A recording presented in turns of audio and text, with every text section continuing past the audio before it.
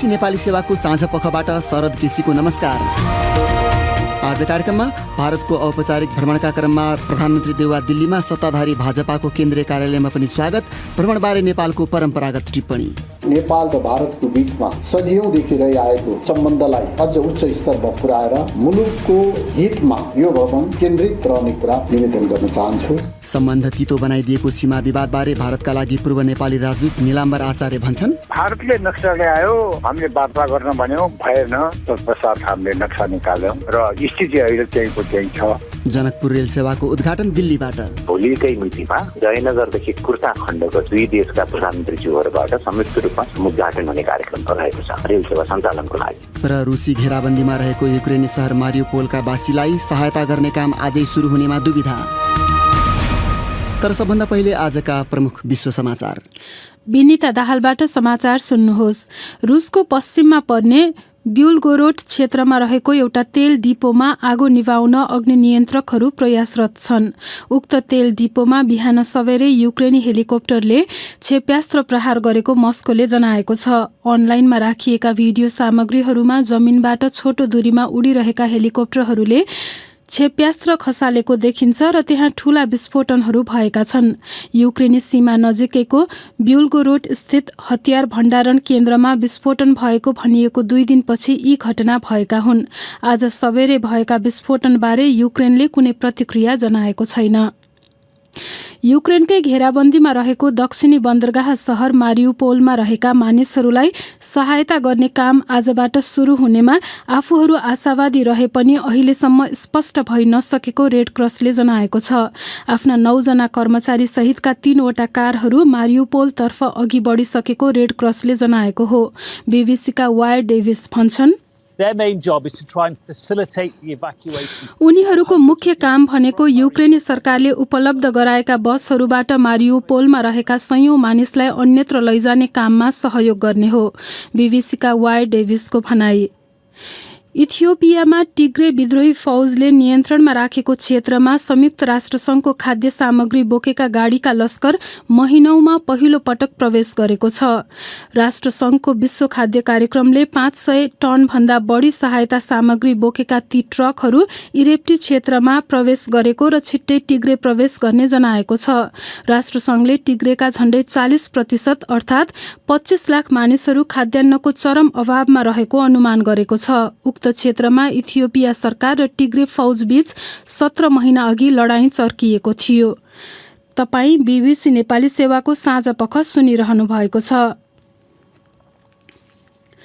चीनको सांघाई शहरका धेरै क्षेत्रमा कोरोना भाइरसका कारण लगाइएको लकडाउन कायमै छ र त्यहाँ अहिले खास गरी वृद्ध मानिसहरूको उपचारलाई ध्यानमा राखिएको छ। सांघाई स्थित वृद्धहरूको उपचार गरिने डोनखाई अस्पतालमा कोरोना भाइरसको प्रकोपलाई नियन्त्रणमा राख्न अधिकारीहरू सङ्घर्षरत रहेको त्यहाँ स्थित बीबीसी संवाददाताले बताएका छन्। त्यहाँ पछिल्ला दिनमा मानिसहरूको ज्यान गएको तर उनीहरू संक्रमित थिए कि थिएनन् भनेर स्पष्ट नभएको बताइएको छ। तर आधिकारिक रूपमा अहिलेसम्म कोरोना भाइरसका कारण सांघाईमा कसैको मृत्यु नभएको बताइएको छ। बीबीसीका रोबिन ब्रान्ट भन्छन्, कम्युनिस्ट पार्टीका वरिष्ठ अधिकारीले शहरव्यापी प्रकोप नियन्त्रणका लागि सांघाई पर्याप्त रूपमा तयार नभएको बिहिबार स्वीकार गरेका थिए। बीबीसी संवाददाताको भनाई।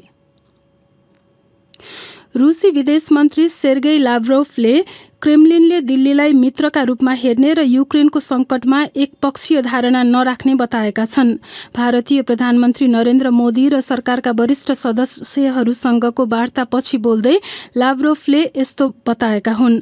मोदीले युक्रेनको द्वन्द्वलाई समाधान गर्ने शान्तिपूर्ण प्रयासमा योगदान पुर्याउन भारतको तत्परता रहेको अभिव्यक्ति दिएका थिए। तर मस्को विरुद्ध कडा अडान लिन भने भारतले अझै अनिच्छा देखाउँदै आएको छ।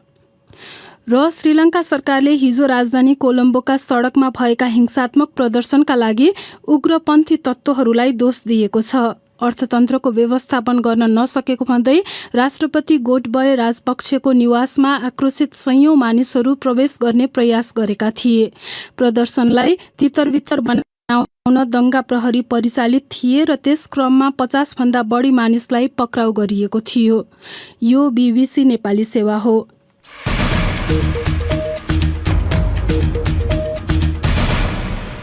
साँझपखमा तपाईँलाई स्वागत छ। प्रधानमन्त्री भएको करिब 9 महिनापछि दक्षिणी छिमेकी देश भारतको भ्रमणमा आज दिल्ली पुगेका प्रधानमन्त्री शेरबहादुर देउवासँग भारतीय विदेश मन्त्रीले शिष्टाचार भेटवार्ता गरेका छन्। भारतीय विदेश मन्त्रालयले ट्विट गर्दै देउवालाई विशेष मित्रको रूपमा दिल्लीमा स्वागत गरेको उल्लेख गरेको छ। नेपालले भ्रमणलाई राष्ट्रको हितमा उपयोग गर्ने जनाएको छ। प्रस्तुत छ एक रिपोर्ट। भारतीय समकक्षी नरेन्द्र मोदीको निम्तामा औपचारिक भ्रमणमा गएका प्रधानमन्त्री देउवालाई दिल्ली स्थित विमानस्थलमा भारतीय रक्षा राज्यमन्त्री विजय भट्टले स्वागत गरे। देउवाले भारतीय प्रधानमन्त्री मोदीसँग भोलि भेटवार्ता गर्ने र त्यसपछि द्विपक्षीय प्रतिनिधिमण्डल बीच बैठक हुने तालिका छ। भ्रमणको पहिलो दिन देउवासँग विदेश मन्त्री एस जयशंकरले भेटवार्ता गरेका छन्। भेटपछि ट्विट गर्दै विदेश मन्त्री एस जयशंकरले नेपालीमा लेखेका छन्, भारतको औपचारिक भ्रमणमा रहनुभएका नेपालका प्रधानमन्त्री शेरबहादुर देउवाज्यूसँग शिष्टाचार भेट गर्न पाउँदा खुसी लागेको छ। यो भ्रमणले हामी बीचको निकट छिमेक सम्बन्धलाई अझ बलियो बनाउने कुरामा विश्वस्त छु। नेपाल सरकारका प्रवक्ता मन्त्री ज्ञानेन्द्र बहादुर कार्कीले काठमाडौँमा संवाददाताहरूलाई भ्रमणबारे भने, मूल रूपमा नेपाल र भारतको बीचमा सदियौंदेखि रहिआएको सम्बन्धलाई अझ प्रगाढ गर्न, त्यो सम्बन्धलाई अझ उच्च स्तरमा पुर्याएर मुलुकको हितमा यो भ्रमण केन्द्रित रहने कुरा म यहाँहरू मार्फत निवेदन गर्न चाहन्छु।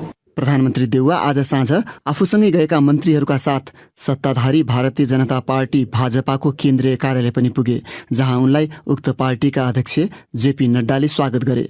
जानकारहरूका अनुसार यसअघि नेपाली प्रधानमन्त्रीको भारत भ्रमणमा सामान्यतया कुनै दल विशेषको पार्टी कार्यालय जाने तालिका हुँदैनथ्यो। त्यसैले देउवा कट्टर हिन्दूवादी दलको मुख्यालय पुग्ने तर विपक्षी भारतीय कांग्रेसका नेतासँग भेटघाटको तालिका नराखिएको भन्दै कतिपयले प्रश्न उठाएको पाइएको छ।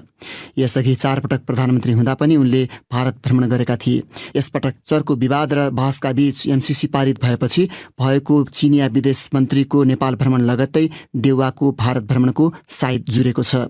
प्रधानमन्त्री देउवा पर्सि स्वदेश फर्किनेछन्। देउवाको भारत भ्रमणका क्रममा विवादित सीमाका विषयमा संवाद अघि बढाउन मात्र सकिएमा पनि त्यसलाई उपलब्धि मान्न सकिने जानकारहरूले बताएका छन्। नेपालका तर्फबाट प्रधानमन्त्रीका रूपमा पछिल्लो पटक केपी शर्मा ओलीले सन् 2018 को अप्रिलमा भारतको औपचारिक भ्रमण गरे यता दुई देशले एकअर्कालाई अस्वीकार्य हुने गरी आफ्ना नक्सा जारी गरेका छन्।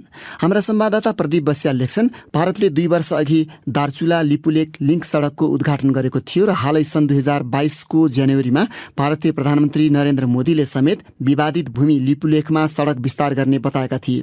उक्त पृष्ठभूमिमा देउवाको भारत भ्रमणमा सीमा विवादबारे समेत द्विपक्षीय वार्तामा कुरा उठ्ने नेपाली अधिकारीहरूका भनाई सञ्चार माध्यममा सार्वजनिक भएका छन्।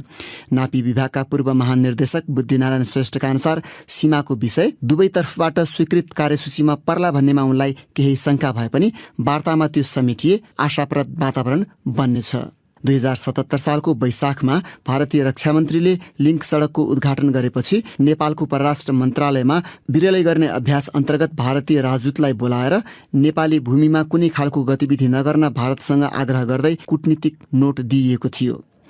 त्यस यता सीमाको विषय सुल्झाउन संवादको आग्रह साथ थप कूटनीतिक पत्राचार भए तापनि दिल्लीले त्यसलाई व्यवस्था गरेको अधिकारीहरूले बताउने गरेका छन्।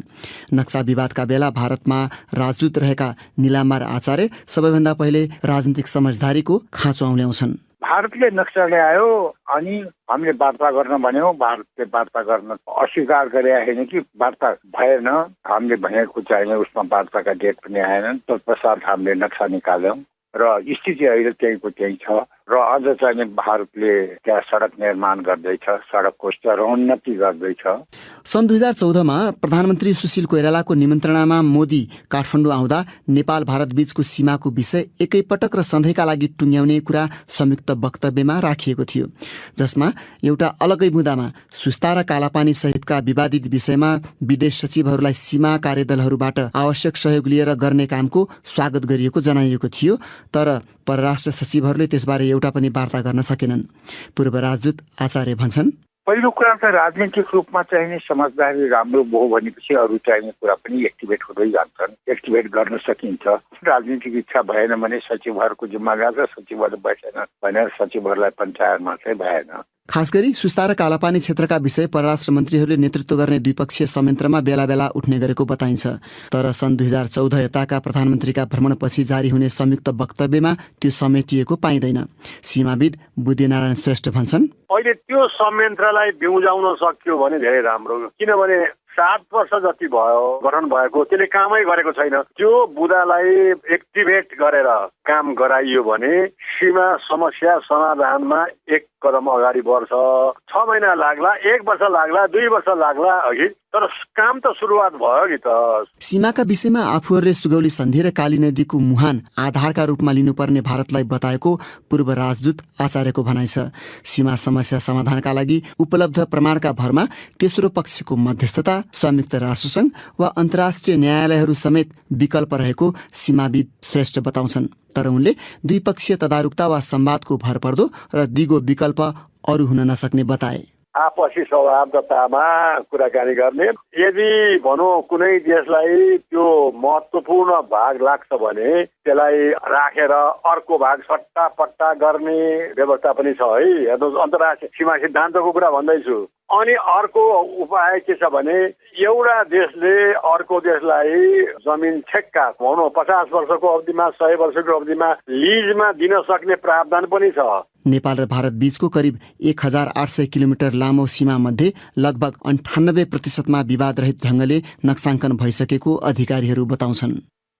पछिल्ला नेपाल भारत उच्च स्तरीय भ्रमणहरूमा सधैँजसो चर्चा हुने एउटा विषय हो अन्तर्देशीय रेल सेवा विस्तार।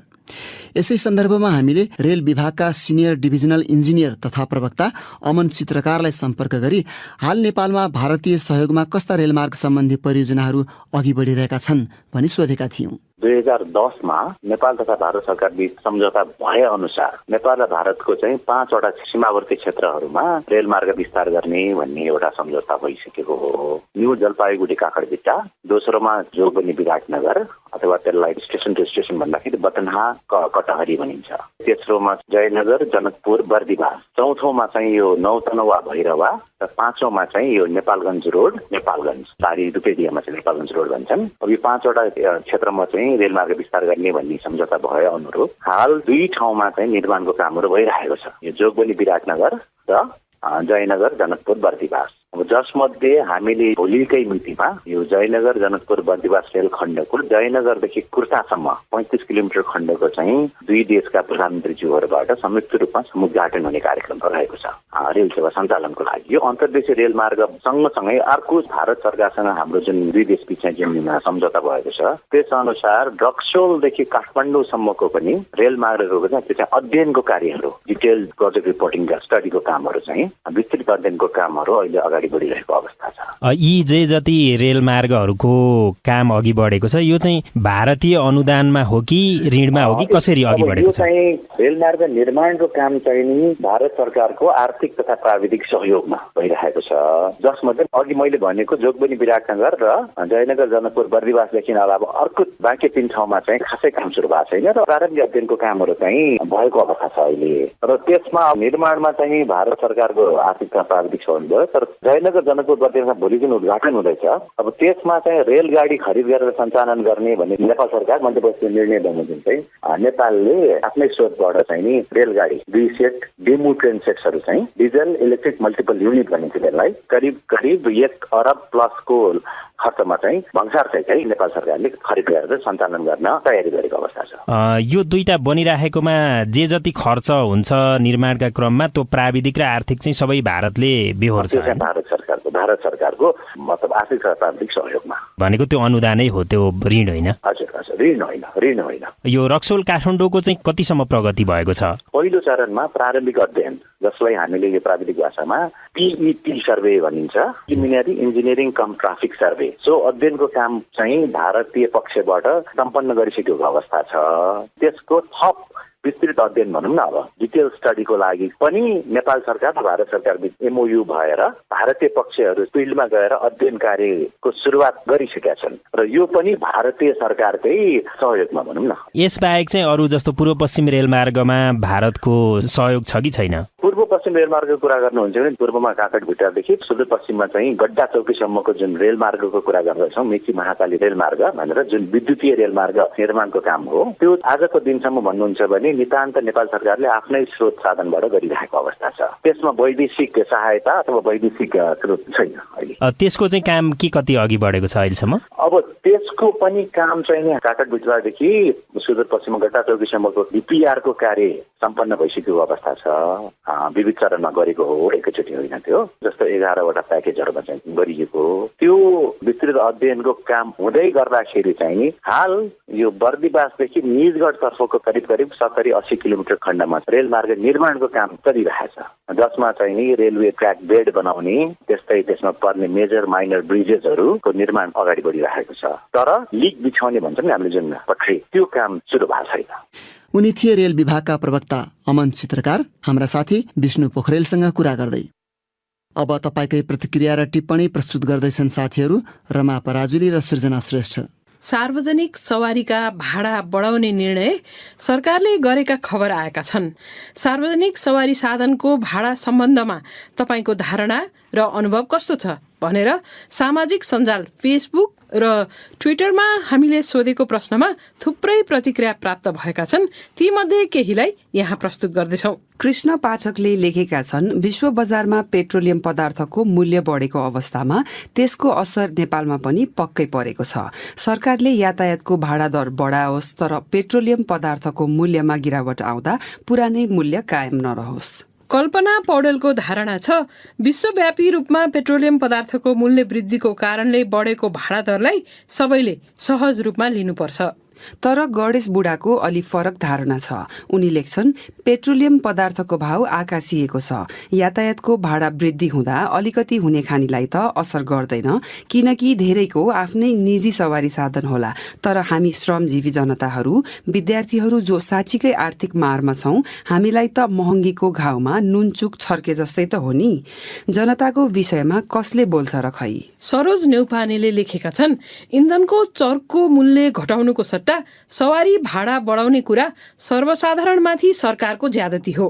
इन्धनमा गरिएको अस्वाभाविक मूल्य वृद्धि यथाशक्य छिटो नियन्त्रण नगरेसम्म सार्वजनिक सवारी साधनको भाडा घटाउने अर्को विकल्प छैन। सरकारले यो विषयलाई गम्भीरतापूर्वक ल्याओस् र समस्या समाधानमा लागोस्। सुरेन्द्र रेग्मीको धारणा छ, सर्वसाधारण व्यक्तिको आमदामीका स्रोतहरूको स्तर वृद्धि नभइकन खाली दैनिक उपभोग्य सामानको मूल्य किनिन सक्नु छ। अझ सवारी साधनको भाडा दर वृद्धि गर्दा सर्वसाधारण झन्मारमा पर्छन्। त्यसैले बेलैमा समस्याको उचित समाधान खोजी आर्थिक सङ्कटबाट बचाउनु पर्छ। सोम बहादुर लामाले लेखेका छन्, जनताको आय स्तर घटिरहेको छ। यस्तो बेला भाडा बढाएर जनताले कसरी तिर्न सक्छन्? इन्धनको वैकल्पिक उपायको खोजी गर्नुपर्छ। निगमको घोटाला न्यूनीकरण गर्नुपर्छ। सुशीला सिलवालको धारणा छ, बारम्बार बढ्ने पेट्रोलियम पदार्थको मूल्य हेर्दा सवारी साधनमा भाडा बढाउनु यातायात व्यवसायीहरूको रहर होइन, बाध्यता हो। सरकारले तेलको मूल्य घटाउनेतर्फ लाग्ने हो भने सवारी साधनमा भाडा किन बढ्थ्यो र? कमान सिंह पाखरिनले लेखेका छन्, गाडी भाडालाई स्थिर र निश्चित मापदण्डमा कायम राख्न अब सरकारले बिजुली गाडी सञ्चालनमा ल्याउन पहल थाल्नुपर्छ। अनि लक्ष्मणपुरी लेख्छन्, व्यवसायीको घाटा आम जनताले बेहोरी दिनुपर्ने हो र? सरकारको दायित्व के हो? चरम महँगीले आम जनताको हालत दिन प्रतिदिन खराब हुँदै गएको छ। वैज्ञानिक भाडा दरको अवधारणा कहाँ पुग्यो? के यातायात सिन्डिकेटको मनोमानीले सरकार चल्ने हो? भाडा बढाउने हो भने कोरोना अघिको भाडा दर कायम गरेर मात्र वृद्धि गर्नुपर्छ। अब केही अन्तर्राष्ट्रिय विषय। रुसी घेराबन्दीमा रहेको युक्रेनको दक्षिणी बन्दरगाह सहर मारियोपोलमा रहेका मानिसहरूलाई सहायता गर्ने काम आजबाट सुरु हुने भन्नेमा दुविधाहरू बढिरहेको छ। अन्तर्राष्ट्रिय सहायता संस्था रेडक्रसका प्रवक्ताले आफूहरू आशावादी रहे पनि काम आजैबाट सुरु हुनेमा प्रष्ट भइ नसकेको बताएका छन्। बीबीसीका विवरणहरूमा आधारित त्यस सम्बन्धी रिपोर्ट प्रस्तुत गर्दैछिन् विनिता दाहाल। रेड क्रसले मारिउपोलमा फँसेका मानिसहरूलाई सहायता सामग्री पुर्याउन र अन्यत्र लैजानका लागि आफूले नेतृत्व गर्ने भने पनि रुसबाट पर्याप्त सुरक्षा प्रत्याभूति नपाएको जनाएको छ। मारिउपोलका मेयरका सहायकले सहर प्रवेश गर्न चाहनेका लागि आवागमन बन्द रहेको र बाहिर निस्कन प्रयास गर्नेका लागि त उनकै शब्दमा अति खतरनाक रहेको बताएका छन्। मारिउपोल सहर परिषदले आज एउटा अपिल गर्दै विश्वलाई रुसी सेनाका कदमलाई नरसंहारका रूपमा लिन भनेको छ। यसैबीच मारिउपोलमा सहायता प्रयास भइरहँदा पूर्वमा रहेको डोनबास क्षेत्रमा रुसी फौजले युक्रेनी फौजलाई घेरामा पार्न नसकेको युक्रेनी अधिकारीहरूले बताएका छन्। युक्रेनका राष्ट्रपति भोलोदिमिर जेलेन्स्कीका प्रमुख सल्लाहकार अलेक्सी अरेस्टोभिचले रुसी सेना डोनबास क्षेत्रमा युक्रेनी फौजलाई घेरामा पार्न विफल भइरहेको बताएका छन्। रुसले अहिले आफ्नो प्राथमिकतामा डोनबास क्षेत्र र दक्षिणका केही भागलाई राखेको जनाएको छ। तर जेलेन्स्कीका सल्लाहकार अरेस्टोभिचले भने रुसीहरूले जमिनमा रहेका फौजको भन्दा क्षेप्यास्त्र र हवाई हमलाको सहारा लिइरहेको बताएका छन्। पश्चिमा राष्ट्रहरूले प्रतिबन्ध कडा पार्दै लगेका बेला रुसले तेल निर्यात गर्न नयाँ बजार खोजिरहेको छ अनि भारतले रुसबाट आयातको परिमाण बढाउन मूल्यमा छुट दिएको मौकाको फाइदा उठाइरहेको छ। बीबीसी रियालिटी चेककी श्रुति मेननले तयार पारेको रिपोर्ट सृजना श्रेष्ठबाट सुन्नुहोस्। अमेरिका र चीनपछि भारतमा अत्याधिक तेल खपत हुन्छ। भारतमा खपत हुने मध्ये 80% तेल आयातित हो। सन् 2021मा भारतले रुसबाट 1.2 करोड ब्यारल तेल किनेको थियो, अर्थात् आफ्नो कुल आयातको केवल 2%। गत वर्ष भारतले मध्यपूर्वबाट अत्याधिक मात्रामा तथा संयुक्त राज्य अमेरिका र नाइजेरियाबाट उल्लेख्य परिमाणमा तेल आयात गरेको स्पष्ट छ। जनवरी र फेब्रुअरीमा भारतले रुसबाट तेल आयात गरेन। यद्यपि उपभोग्य सामग्रीबारे अनुसन्धान गर्ने समूह केप्लरका अनुसार मार्च र अप्रिल महिनाका लागि 60 लाख ब्यारेलसम्मको सम्झौता भइसकेको छ। भारत सरकारका अनुसार रुसबाट अझ बढी तेल किनिए पनि विश्वभरिबाट आयात गर्ने इन्धनको तुलनामा त्यो ठूलो भाडामा एउटा थोपा मात्र हुनेछ। युक्रेनमा रुसले आक्रमण गरेपछि रुसको युरल कच्चा तेल किन्ने देश थोरै छन् र त्यसको मूल्य पनि घटेको छ। केप्लरसँग आबद्ध विश्लेषक म्याट स्मिथ भन्छन्, हामीलाई भारतले ठ्याक्कै तिरिरहेको मूल्य थाहा नभए पनि गत साता ब्रेन्ट क्रूड वैश्विक मानवको तुलनामा युरलमा पाएको छुट प्रति ब्यारल झण्डै $30ले बढेको छ। यी दुई किसिमका कच्चा तेल प्राय उस्तै मूल्यमा बिक्री हुन्थे। उनका अनुसार यद्यपि मार्चमा एक पटक युरलको मूल्य निरन्तर घटिरहेको बेलामा ती दुईको मूल्यमा रहेको अन्तर अहिलेसम्मकै सबैभन्दा बढी हुन पुगेको थियो। उनी भन्छन्, तसर्थ भारत र चीनले ठूलो छुटमा केही रुसी कच्चा तेल किन्ने सम्भावना छ। रुसी ब्याङ्कहरूमाथि प्रतिबन्ध लगाएकाले भारतका ठूला तेल प्रशोधन कम्पनीहरूले छुटमा पाएको तेल किन्न चुनौती बेहोरिरहेका छन्। यो समस्या दुवैतिरबाट भोग्नु परेको छ। आर्थिक विषयबारे विश्लेषण गर्ने संस्था ब्लुमबर्गका अनुसार रुसमा सामान पठाउने भारतीय निर्यातकर्ताहरूले झण्डै $50 करोड जतिको भुक्तानी कुरिरहेका छन्। भारतले स्थानीय मुद्रामा आधारित कारोबार प्रणालीलाई एउटा विकल्प बनाउन सकिन्छ कि भनेर सोचिरहेको छ। उक्त प्रणालीमा भारतीय निर्यातकर्ताहरूले डलर वा युरोको साटो रुबलमा भुक्तानी पाउँछन्। रेफिनिटिभसँग आबद्ध विश्लेषकहरूका अनुसार फेब्रुअरी महिनादेखि भारतमा अमेरिकाबाट हुने तेल आयात धेरै बढेको छ। तर बजार विश्लेषकहरूका अनुसार रुसले युक्रेनमाथि आक्रमण गरेपछि अमेरिकाले रुसबाट आपूर्ति हुने तेलको साटो स्वदेशमै उत्पादित तेल प्रयोग गर्न सक्ने भएकाले दीर्घकालीन रूपमा अमेरिकाबाट तेल आयात गर्न सम्भव नहुन सक्छ। साटफेर प्रणाली अन्तर्गत इरानसँग व्यापार फेरि सुरु हुन सक्ने बारे पनि चर्चा भएको पाइन्छ। त्यसो भयो भने भारतीय प्रशोधनकर्ताहरूले इरानसँग तेल किन्न सक्छन्। 3 वर्ष अघि अमेरिकाले इरानमाथि फेरि प्रतिबन्ध लगाएपछि उक्त व्यवस्था रोकिएको थियो। तर अन्तर्राष्ट्रिय वार्तामा इरानको पारमाणविक कार्यक्रमबारे एउटा बृहत्तर सहमति नभएसम्म त्यसो हुने सम्भावना छैन। अर्को विषय, महामारीको सुरुमा कसैलाई दोहोर्याएर कोभिड संक्रमण भएको धेरै कम मात्र सुनिन्थ्यो। तर गत नोभेम्बरको अन्त्यतिर ओमिक्रोन भेरिएन्ट देखिएपछि कोभिड संक्रमण दोहोरिने अवस्था कुनै नौलो रहेन। तर छोटो समयभित्रै 2 पटक कोभिड संक्रमण हुने सम्भावना ज्यादै कम रहन्छ। बीबीसीका विवरणहरूमा आधारित त्यस सम्बन्धी रिपोर्ट स्वेच्छा राउतबाट। कोभिड संक्रमण दोहोरिने अवस्थाको एउटा पक्ष ओमिक्रोन भेरिएन्ट आफै पनि हो। किनभने यसले पुराना भेरिएन्टहरू विरुद्ध बनेका प्रतिरोधी क्षमतालाई दबाउन सक्छ। अर्को पक्ष सङ्ख्याको खेल पनि हो। हामीमध्ये धेरैजना कुनै न कुनै समयमा संक्रमित भइसकेका छौँ। नयाँ संक्रमणको बढ्दो दर धेरैलाई दोस्रो पटक हो। ओमिक्रोनको पछिल्लो भेरिएन्टबाट पनि यस्तो हुने सम्भावना कम छ। अधिकांश मानिसहरू दोस्रो पटक भएको संक्रमणबाट जटिल बिरामी पर्दैनन्। यो सम्भावना उच्च छ किनभने हाम्रो प्रतिरोधी क्षमता घट्दै जान्छ र कोरोना भाइरस उत्परिवर्तित भइरहन्छ। धेरै मानिसहरू कोरोना भाइरसका अन्य स्वरूपहरूबाट संक्रमित हुने जोखिममा रहेको ठान्छन्, जसले उनीहरूको जीवनमा धेरै पटक सामान्य रुगाखोकी मात्र निम्त्याउन सक्छ। तर महामारीको प्रारम्भिक चरणमा कोभिड यस्तो होला भन्ने आकलन गरिएको थिएन। सन् 2021 को नोभेम्बर अघिसम्म युकेमा 1% मानिसहरूमा मात्र पुनः संक्रमण भएको विवरण थियो। त्यसपछि ओमिक्रोन फैलियो। यो त्यसअघि देखिएका कोरोना भाइरसका अन्य स्वरूपहरूभन्दा धेरै भिन्न देखियो। यसको फरक स्वरूपले शरीरमा यसअघि संक्रमणबाट बनेका प्रतिरक्षा शक्ति छल्न मद्दत गर्यो। त्यसकारण पनि पुनः संक्रमणको दर यो वर्ष कोभिडको प्रारम्भिक चरणमा भन्दा 10 गुणा बढी देखियो।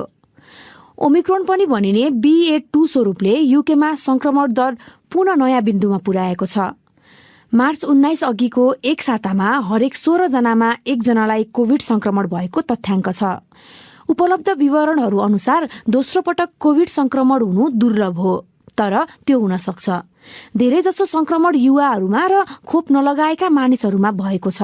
प्रयोगशालाहरूमा गरिएका अध्ययनहरूले एक पटकको संक्रमणबाट बनेको प्रतिरक्षा क्षमताबाट मात्र भन्दा ओमिक्रोन संक्रमण र कोभिड विरुद्धको खोप दुवैबाट बन्ने प्रतिरोधी क्षमताले पुनः संक्रमणबाट थप सुरक्षा दिने देखाएका छन्। कसैलाई दोहोरिएर ओमिक्रोन संक्रमण हुने सम्भावना धेरै नै कम रहे पनि कसैलाई भएको देखिएको छ। अहिलेसम्मको विवरणहरू हेर्दा BA.2बाट हुने संक्रमणले BA.1 संक्रमणले जस्तो अस्पताल नै जानुपर्ने अवस्था बनाउँदैन।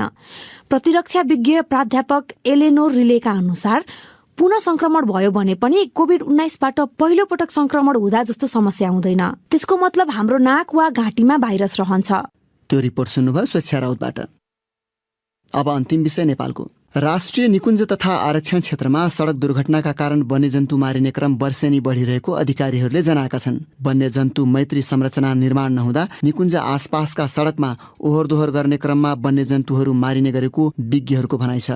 त्यो जोखिम कम गर्न वन्यजन्तुका निम्ति अनुकूल हुने संरचना बनाउनु पर्ने मापदण्ड पारित भइसकेको अधिकारीहरूले जनाएका छन्।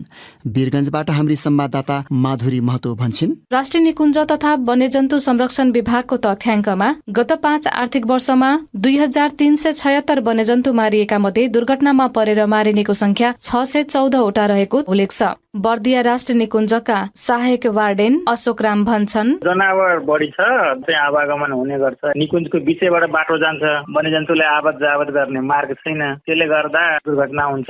वन्यजन्तु विशेषज्ञ हिमसागर बरालले वन्यजन्तुहरू आहाराको खोजीमा ओहोर दोहोर गर्दा घटना भइरहेको बताउँदै उनले भने, लिनियर इन्फ्रास्ट्रक्चर भन्छौँ। यो लिनियर इन्फ्रास्ट्रक्चर विशेष गरी हाम्रो नेपालमा सबभन्दा ठुलो त सडकै छ होइन। त्यसपछि हाई भोल्टेज लाइनहरू चाहिँ लिनियर उसमा पर्छन्। अब सडकको कुरा गर्दाखेरि त्यसमा हामीले अन्डरपास र ओभरपासको कन्सेप्टले जान सक्छौँ। निकुञ्जभित्रबाट जान्छ हाइवे, त्यहाँ चाहिँ ओभरपास गर्नुपर्छ। जनावरलाई चाहिँ त्यो ठ्याक्कै त्यो आफ्नो कोर्समा छोडिदिने, किनभने जनावरलाई माथिबाट जा तलबाट जा भन्दाखेरि गाह्रो हुन्छ र जनावरलाई चाहिँ त्यही सतहमा छोडिदिने धेरै कुराहरू जोखिन्छ। वन्यजन्तु मैत्री कसरी बनाउन सकिन्छ त्यो हिसाबले जानुपर्छ। यसरी वर्षेनी वन्यजन्तु मारिने क्रम वृद्धि भएका कारण संरक्षणका लागि सरकारले पहल थालेको बताउँछन् वन तथा वातावरण मन्त्रालयका प्रवक्ता मेघनाथ काफले। कार्यविधि सहितको निर्देशिका चाहिँ हामीले बनाएका छौँ। अनि त्यसमा चाहिँ के छ भने यो वन्यजन्तुको विचरण गर्ने संवेदनशील क्षेत्रहरू वन, त्यसपछि चाहिँ राष्ट्रिय निकुञ्ज, सिमसार क्षेत्र यस्ता संवेदनशील क्षेत्रहरूमा चाहिँ वन्यजन्तुको स्वतन्त्र आवाज जावतलाई सहयोग पुग्ने गरी अन्डरपास, ओभरपास लगायतका संरचना निर्माण गर्नुपर्ने भनेर एउटा मापदण्ड सहितको कार्यविधि पास भएको छ।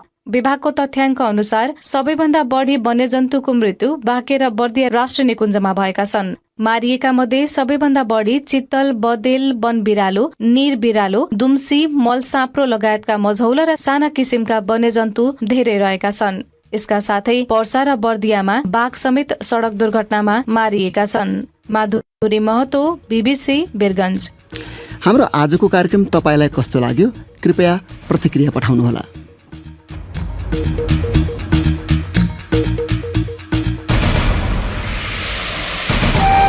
हवस् त यसका साथै BBC नेपाली सेवाको साँझ पख यहीँ सकिन्छ। अब भने हामी सोमबार बिहान 7:15 बजे मात्र आउनेछौँ। त्यस बेलासम्मका लागि हामी सबैलाई बिदा दिनुहोस्। नमस्कार।